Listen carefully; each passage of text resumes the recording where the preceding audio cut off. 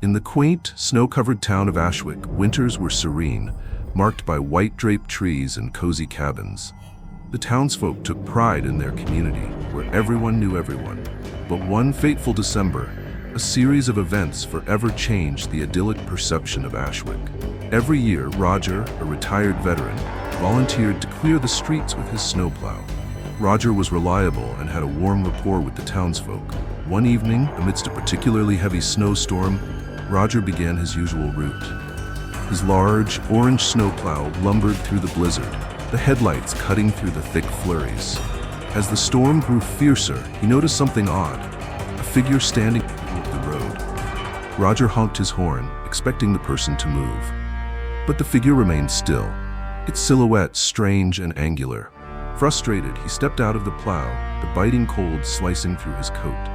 The figure wasn't a person, but a scarecrow-like effigy wrapped in tattered cloth. Attached to its chest was a note, "Turn back." Roger, unnerved but dismissive, tossed the effigy aside and returned to his plow. But as he continued, the radio in his cab crackled to life. A garbled, eerie voice whispered, "You've been warned."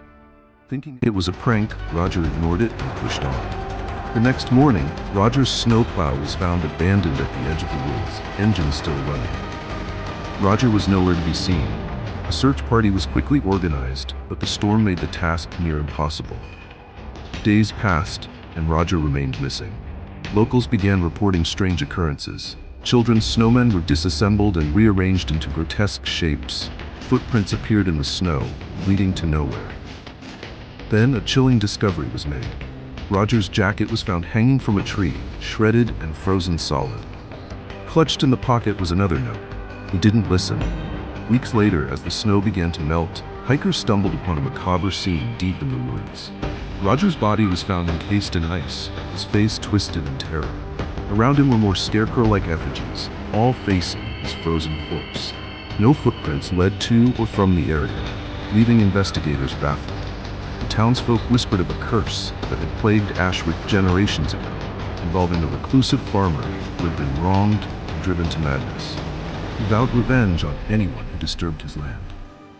Roger's route, they realized too late, had crossed into the forbidden zone. Despite this revelation, the scarecrow effigies continued to appear in the following years.